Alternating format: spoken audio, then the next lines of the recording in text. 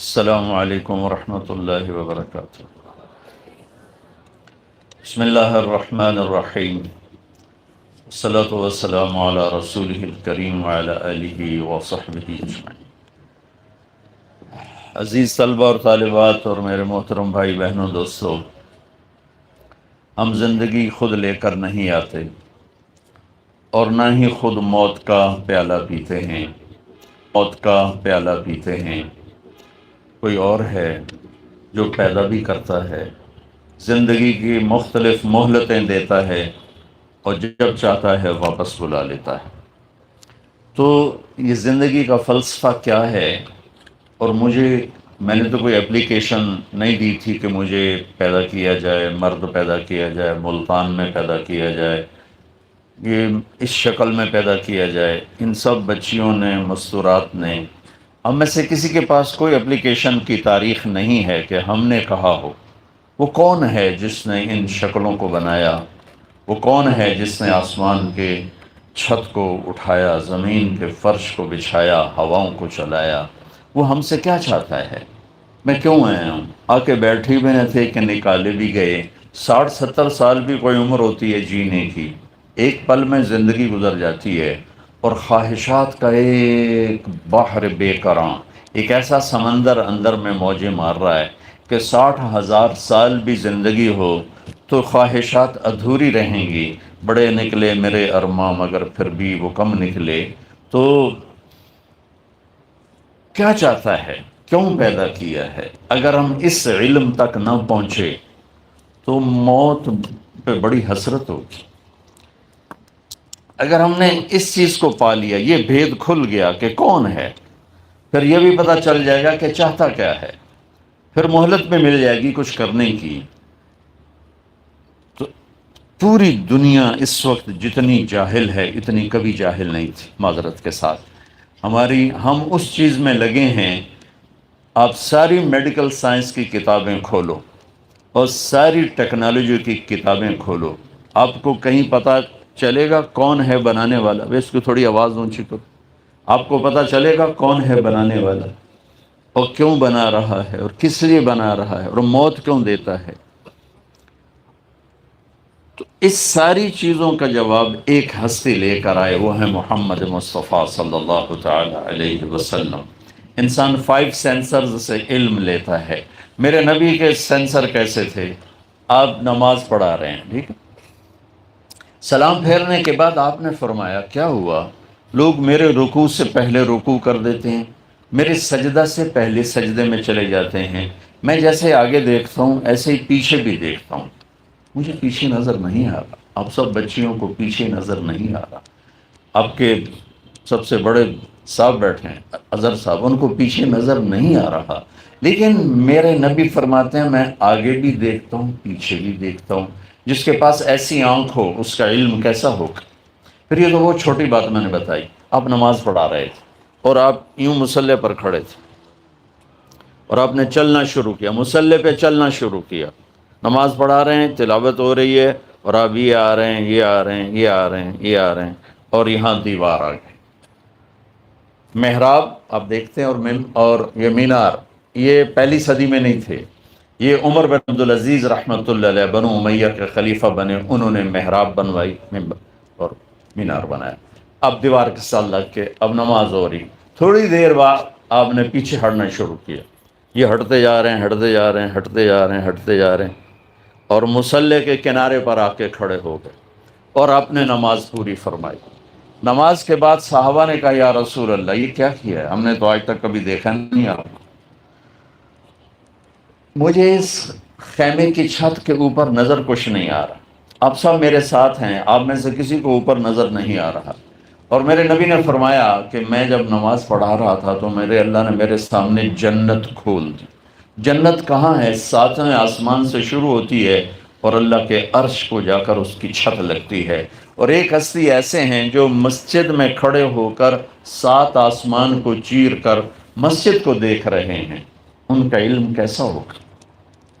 اور پھر اس کے بعد انہوں نے کہا کہ آپ پیچھے کیوں ہٹے؟ کہ پھر اللہ نے مجھے جہنم دکھائی، جب مجھے جنت دکھائی تو اس کے پھلوں کے گچھے انگوروں کے مجھے لٹکتے نظر آئے، میں آگے ہو گیا۔ پھر مجھے جہنم دکھائی، اس کی آگ کے شعلے دیکھ کر میں ڈر کے پیچھے ہو گیا۔ اور پھر یہ بھی بہت چھوٹی چیز ہے، جنت اور جہنم بھی، میرے نبی نے اپنے اللہ کو دیکھا، ثم دنا فتدلی فکان قاب قوسین او ادنی۔ قاب قوسین آپ سنتے ہی ہوں، سنا ہے؟ قاب قوسین آتا ہے نا؟ کیا کہتے ہیں قاب قوسین؟ کیا ہوتا ہے؟ آپ کو میں فزیکلی دکھاتا ہوں۔ عربوں میں لڑائی ہوتی تھی اور صدیوں لڑتے رہتے تھے، پھر جب کبھی صلح ہوتی تھی تو صلح کا اظہار کیا ہوتا تھا؟ ادھر سے ایک عرب سا ایمان لائی بات، تو حیران ہو کے بچے کو دیکھ رہی، آپ کو لٹایا ماں کے پہلو میں، یہ بچہ 15 منٹ کا ہے، 20 منٹ کا ہے، اب یوں پڑے ہوئے ہیں، آپ نے ایک دم کروٹ بدلی، اوندھے نہیں ہوئے، فل سجدے میں چلے گئے،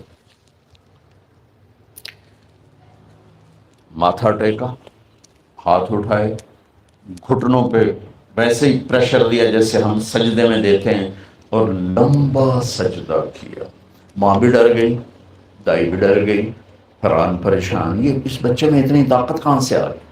لمبے سجدے میں کیا آتے ہی اعلان کیا کہ بندگی لے کر آیا ہوں جس میں نماز سب سے اعلیٰ ہے، اور دنیا سے جاتے ہوئے بھی اعلان کیا میری امت نماز نہ چھوڑنا، یہ آپ کے آخری الفاظ تھے، نماز نہ چھوڑنا۔ میری زندگی گزر گئی پھر سفر میں 10% سے زیادہ لوگ نمازی نہیں ہیں، 90% مرد عورت بچے بچیاں چھوٹے بڑے نماز چھوڑ کے، اور میرے نبی آئے تو سجدہ کیا، گئے تو نماز نماز نماز نماز دہراتے دہراتے چلے۔ اس کے بعد آپ نے سجدے سے سر اٹھایا، یوں چھاتی کو اوپر کیا، اس ہاتھ کا سہارا لیا، یہ ہاتھ اوپر اٹھا کے انگلی کو یوں کیا تو سارے کمرے میں نور ہی نور پھیل گیا۔ تو وہ گھبرا گئی دونوں، ماں اور لیڈی ڈاکٹر، انہوں نے خیر ان کو ماں نے اٹھا کے گود میں لیا۔ یہ حصہ سنانا چاہتا تھا کہ یہ ہستی پیدائشی کس طرح علم کو اندر لیا اور پھر کیسے ڈیلیور کیا۔ ماں نے گود میں لے لیا کہ ہوا کیا، یہ ہے کیا؟ ان کو دیکھ رہی ہیں تو ایک گھر کی چھت پھٹتی ہوئی نظر آئی اور اندر فوگ آ گئی، بادل نہیں تھا، دھند، اس کو عربی میں غمام کہتے ہیں، اس بادل کو سحاب کہتے ہیں، تو غمام، دخل الغمام، فوگ اندر آئی اور پورے کمرے میں اندھیرا چھا گیا، اور اس کے اندر سے آواز آئی طوفوا بہ مشارق الارض و مغاربہا، اس بچے کو مشرق مغرب پھرا دو، لِيَعْرَفُوا بِاسْمِهِ وَنَعْتِهِ وَصُورَتِهِ، تاکہ ساری دنیا کو پتہ چلے کہ یہ کون ہیں، اور ان کے پیچھے چلنے والوں کو منزل ملے گی، باقی اندھیروں میں بھٹک جائیں گے، چاہے وہ افلاک کو چھو لیں اور زمین کی تنابوں کو سکڑ دیں اور فتوحات کے جھنڈے گاڑ دیں، اگر وہ یہاں نہیں پہنچے ہیں در مصطفیٰ تک تو ہلاک ہیں، برباد ہیں، دنیا میں چند ٹکڑے مل جائیں گے، آگے ہلاکت کے سوا کچھ نہیں ہے۔ تو آواز آئی اس بچے کو مشرق مغرب پھراؤ تاکہ ساری دنیا جان لے یہ کون ہیں، کیا ہیں، ان کے پیچھے چل کے مجلس ملے، میں کامیابی ملے گی۔ اب اگلے جملے آپ سب بچے بچیاں اور سارے حضرات غور سے سنو۔ فرمایا اسے آدم کے اخلاق دو، اسے شیش کی معرفت دو، اسے نوح کی شجاعت دو، اسے ابراہیم کی دوستی دو، اسے اسماعیل کی قربانی دو، اسے صالح کی فصاحت دو، اسے لوط کی حکمت دو، اسے اسحاق کی رضا دو، اسے یعقوب کی اسحاق کی بشارت دو، اسحاق کی رضا دو، اسے یوسف کا حسن و جمال دو، اسے موسیٰ کا جاہ و جلال دو، اسے دانیال کی محبت دو، اسے الیاس کا وقار دو، اسے ایوب کا دل دو، اسے داؤد کی شیریں زبان دو، اسے یونس کی اطاعت دو، اسے یحییٰ کی پاک دامنی دو، اسے عیسیٰ کا زہد دو، اور تمام نبیوں کو جو دیا وہ اس نبی کے اندر اتار دو۔ پیدائش کے 1 گھنٹے میں تمام نبیوں کا علم لے کر 63 برس ایک ہستی نے پرواز کی، وہ ہمارے پاس یہ پیغام لے کر آئے ان ربکم اللہ۔ کون ہے پیدا کرنے والا؟ کچھ پتا نہیں۔ ایک ٹورسٹ مجھے بولا چیکوسلوواکین اور آئرلینڈ پہنچا ہوا تھا، میں نے پوچھا آپ جانتے ہیں ہمیں پیدا کرنے والا کون ہے؟ کہنے کا اسی کو ڈھونڈتا پھرتا ہوں، ابھی تک تو نہیں ملا۔ اور ہم کتنے خوش قسمت ہیں، اللہ نے ہمیں ماں کی گود میں سکھا دیا کہ ہمارا پیدا کرنے والا اللہ ہے، اللہ ہے۔ هو الذی خلقکم من تراب ثم من نطفة مخلقة وغیر مخلقة، اس کائنات کا پیدا کرنے والا، والسماء بنیناها بأید، اللہ، اور زمین کا پیدا کرنے والا، والارض فرشناها، زمین کا پیدا کرنے والا، والارض وما طحاها، زمین کا پیدا کرنے والا، والارض بعد ذلك طحاها، زمین کو بچھانے والا، والارض وما طحاها، اس کے اندر پہاڑ گاڑنے والا، والجبال ارساها، اس میں پانی کے ذخیرے جمع کرنے والا، فاسکناہ فی الارض، اور اس کو اندر سے نکال کے باہر لانے والا، وفجرنا الارض عیونا فالتقى الماء على امر قد قدر، آسمان کو بادلوں سے بھرنے والا، والسحاب المسخر بین السماء والارض، آسمان سے بارش برسانے والا، انا سببنا الماء صبا، زمین کو پھاڑنے والا، ثم شققنا الارض شقا، پھر زمین سے سب کچھ نکالنے والا، فانبتنا فیہا حبا وعنبا وقضبا وزیتونا ونخلا وحدائق غلبا وفاکہتا وابا، یہ سب اللہ ہے، سب اللہ ہے۔ پھر گٹھلی دانے کو پھاڑنے والا، ان اللہ فالق الحب والنوا، پھر دن اور رات کا نظام لانے والا، یغشی اللیل النہار، پھر سورج کو چلانے والا، الشمس تجری لمستقر لہا، پھر چاند کو گھٹانے بڑھانے والا، والقمر قدرناہ، والقمر قدرناہ منازل حتی عاد کالعرجون القدیم، پھر ستاروں کو حرکت دینے والا، والسماء والطارق وما ادراک ما الطارق النجم الثاقب والنجم اذا ہوا ما ضل صاحبكم وما غوا وبالنجم هم يهتدون ولقد زينا السماء الدنيا بمصابيح، سورج چاند ستاروں سیاروں کو حرکت دینے والا، الشمس والقمر والنجوم مسخرات بأمره الا له الخلق والامر فتبارك الله رب العالمین، فتبارك الله رب العالمین۔ کڑوے پانی بنانے والا، هذا ملح اجاج، میٹھے پانی بنانے والا، هذا عذب فرات، اس میں مچھلیاں پیدا کرنے والا، تأکلوا منه لحما طریا، اس میں موتی پیدا کرنے والا، تستخرجوا منه حلیة تلبسونها، پھر مجھے پیدا کرنے والا، اللہ خلقکم من تراب ثم من نطفة ثم من علقة، تیرے رب نے تجھے مٹی سے نکالا، مٹی سے غذا میں ڈالا، غذا سے گندے پانی میں ڈالا، گندے پانی سے ماں کے پیٹ میں ڈالا، پھر ثم خلقنا النطفة علقة فخلقنا العلقة مضغة فخلقنا المضغة عظاما فكسونا العظام لحما ثم انشأناه خلقا آخر، پھر میرا رب یہ شکلیں دے کر ہمیں دنیا میں اس نے بھیجا۔ اب جس نے صحیح علم میں نے آپ کے سامنے پیش کیا کہ ہمارا بنانے والا کون ہے۔ اسٹیفن ہاکنگ یہاں تک پہنچ گیا، نیوٹن نے کہا تھا 4 فورسز اس کائنات کو چلاتی، تو ایک ہمارے پاکستانی سائنسدان عبدالسلام اور کچھ امریکن دو تھے، انہوں نے 79 میں یہ ڈسکور کیا کہ 4 نہیں ہے 3 ہیں۔ اسٹیفن ہاکنگ یہاں تک پہنچا کہ 3 نہیں 1 ہے، چونکہ اس کا علم قرآن کے ساتھ ریلیٹڈ نہیں تھا، وہ میرے نبی کو نہیں جانتا تھا۔ اس سے پوچھا گیا وہ ایک طاقت خدا ہے کہ نہیں، وہ نہیں، کیوں؟ کہ پھر اس سے سائنس کی ترقی رک جائے گی، یہ ایک جاہل کا علم ہے جو اپنے اللہ کو نہیں پہچان سکا۔ یہ کہہ رہا ہے کہ کائنات کو 4 فورسز نہیں 3 نہیں، صرف ایک طاقت چلا رہی، اور میرے نبی نے آج سے 14 سال اور ہر نبی نے آتے ہی کہا، ہر قل هو اللہ احد اللہ الصمد لم یلد ولم یولد ولم یکن له کفوا احد۔ مجھے یہ کہنے لگا کہ آپ کہتے ہیں گاڈ نے سب کچھ بنایا، تو گاڈ کو کس نے بنایا؟ میں نے کہا گاڈ اسے کہتے ہیں جسے کسی نے نہ بنایا ہو۔ لفظ گاڈ کا مطلب ہی یہ ہے، یہ لفظ اللہ کا مطلب یہ ہے کہ جسے کسی نے نہ بنایا ہو، جس سے کوئی پیدا نہ ہوا ہو، جو کسی سے پیدا نہ ہوا ہو، جس کا ہم سر ٹکر ہم شکل کوئی نہ ہو، اسے کہتے ہیں گاڈ، اور اسے کہتے ہیں اللہ۔ قل هو اللہ احد اللہ الصمد لم یلد ولم یولد ولم یکن له کفوا احد۔ یہ بچوں صحیح علم ہے کہ ہمارا پیدا کرنے والا اللہ، موت کون دیتا ہے؟ اللہ۔ میڈیکل، آپ کی میڈیکل سائنس میں بیچ میں سے واپس آیا ہوں، شکر ہے، میں ڈاکٹر ہوتا تو شاید آپ مجھے پوچھتے بھی نہ، گھاس بھی نہ ڈالتے۔ ڈاکٹر تو کتنے بیچارے رولتے پھرتے ہیں، خار میر کوئی پوچھتا نہیں، اس عاشقی میں عزت سادات بھی گئی۔ سیونٹیز میں ڈاکٹر بڑا ایک خوبصورت فریم تھا، بڑی پیاری شکل تھی، تو اس وقت مجھے میرے باپ ڈاکٹر بنانا چاہتے تھے۔ اللہ نے مجھے پہنچا کے واپس لے لیا اور اس راستے پہ ڈال دیا۔ میرا بھائی ڈاکٹری پہ لگ گیا، تو وہ کبھی جب ہم اکٹھے ہوتے کہتے مجھے تیرے فیوچر کا بڑا فکر ہے، تیرا کیا بنے گا؟ میں کہا میں تو مولوی ہوں، میں تو پہن کے بھی کھا جاؤں گا، تو فکر کر اپنا۔ ہوگا ڈاکٹر کا تو بڑا فیوچر ہے۔ میں کہا ٹھیک ہے۔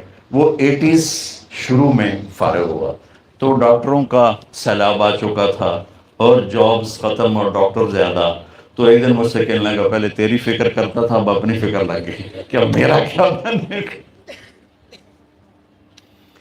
میڈیکل سائنس میں 200 جواب ہیں موت کسے کہتے ہیں، اور سارے غلط ہیں، اور میرے نبی کا ایک جواب ہے، اللہ یتوفی الانفس حین موتها والتي لم تمت في منامها فيمسك التي قضى عليها الموت ويرسل الاخرى۔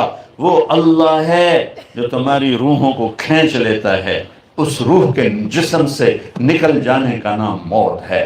ایسا محکم جواب کہ جس کو چیلنج نہیں کیا جا سکتا ہے۔ تو بچوں، پہلے یہ جانو تمہارا پیدا کرنے والا کون ہے اور وہ تم سے کیا چاہتا ہے۔ اس کے بغیر مر گئے تو اللہ کی قسم موت بڑی حسرت کی چیز ہو جائے، مرنا بڑا مشکل ہو جائے۔ اور اگر یہ جان لیا اور اس پہ آ گئے تو پھر موت سے خوبصورت کوئی چیز۔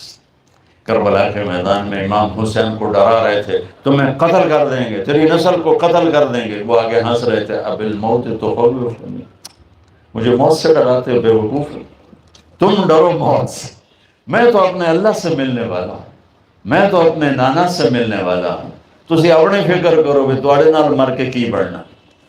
اگر اللہ کو پا لیا تو اللہ کی قسم موت سے خوبصورت کوئی پیغام نہیں۔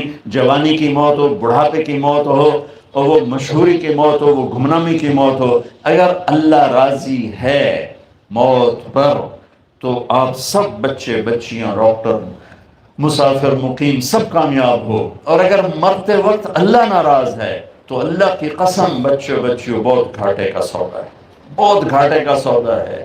یہ دنیا مسافر خانہ ہے، یہ گزرگاہ ہے، ٹک حرص و حوث کو چھوڑ میاں مت دیس بدیس پھرے مارا، قزاق اجل کا لوٹے ہے دن رات بجا کر نکارا، کیا بدیا بھینسا بیل شتر، کیا گونی پلہ سر بھارا، کیا گیہوں چاول موٹ مٹر، کیا آگ دھواں اور انگارا، سب ٹھاٹ پڑا رہ جائے گا جب لاد چلے گا بنجارا۔ زندگی کیسے گزارنی ہے یہ علم کسی کے پاس نہیں سوائے میرے نبی کے۔ آسمان سے میرے نبی پر اترا، براہ راست اترا، بے خطا اترا۔ ایک صحابی کہنے لگے یا رسول اللہ، میں آپ کی باتیں لکھتا ہوتا ہوں، کبھی آپ غصے میں ہوتے ہیں اس وقت بھی لکھوں؟ اور غصے میں عام آدمی ہمیشہ وہ ڈی ٹریک ہوتا ہے، کبھی صحیح نہیں بول سکتا، کتنا بڑا بزرگ ہو، کتنا بڑا علامہ ڈاکٹر ہو، غصے میں ٹیڑھا ہو جائے گا۔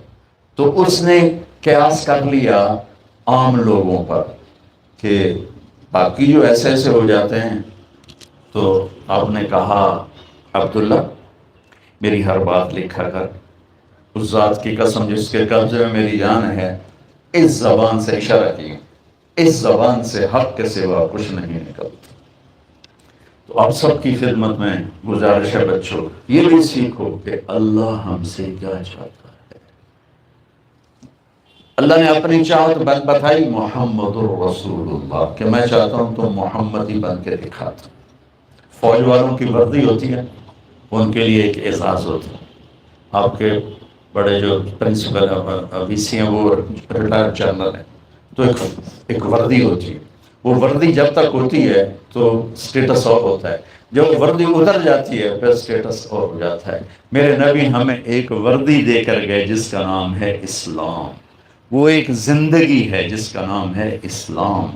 وہ دن رات کی مصروفیت ہے جس کا نام ہے اسلام۔ ان الدین عند اللہ الاسلام۔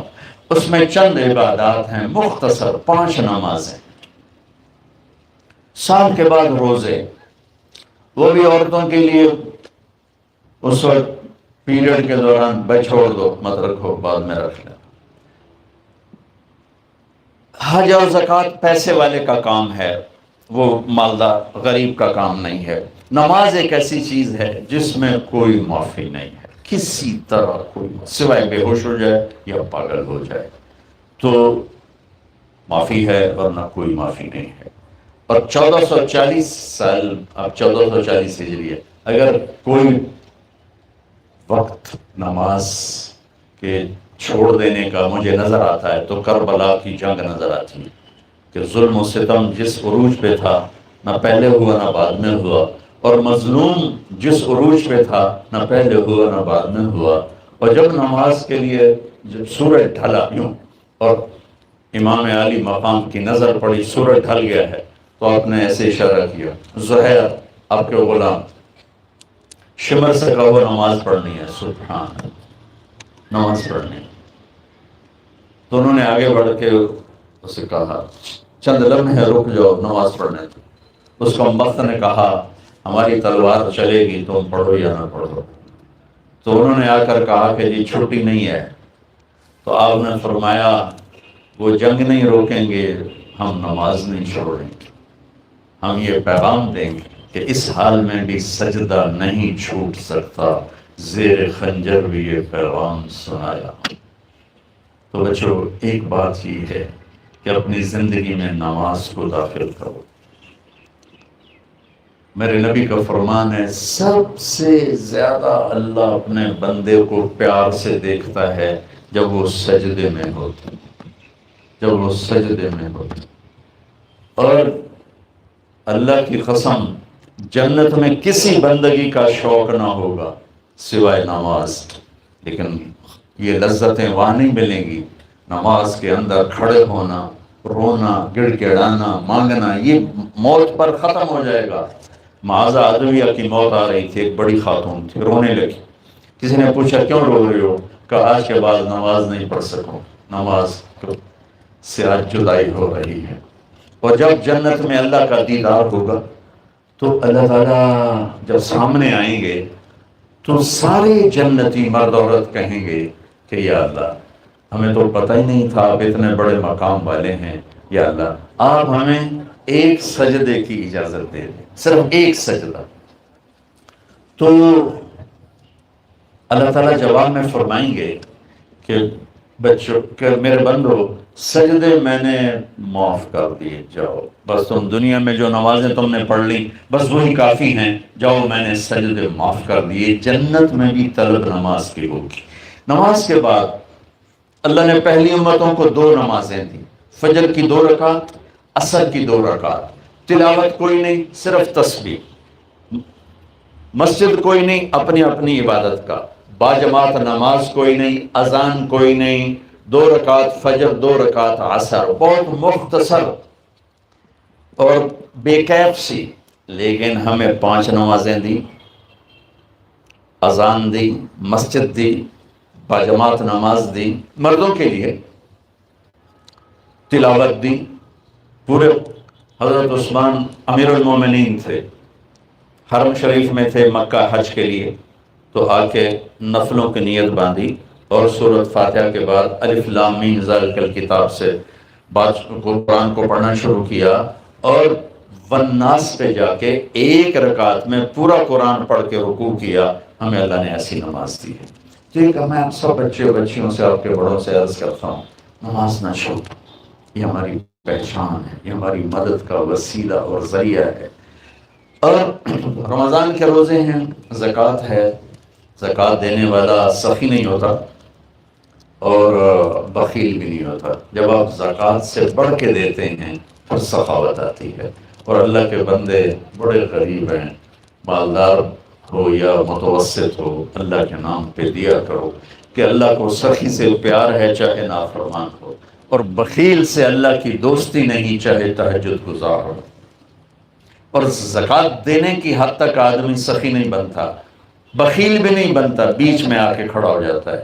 بیچ میں ایک کچھ ہے نا ہماری مخلوق جو نہ مرد ہے نہ عورت ہیں، بیچ والے ہیں۔ نوشیروان کا پوتا تھا خسرو پرویز، جس نے ہمارے نبی کا خط پھاڑا، تو اس کے دربار میں ایک مچھیرا مچھلی لے کر آیا، مچھلی اس کو بڑی پسند آئی، تو شاہی ترنگ ان کا 4000 دینار دے دو۔ 4000 دینار وہ 20 کروڑ روپیہ بنتا ہے۔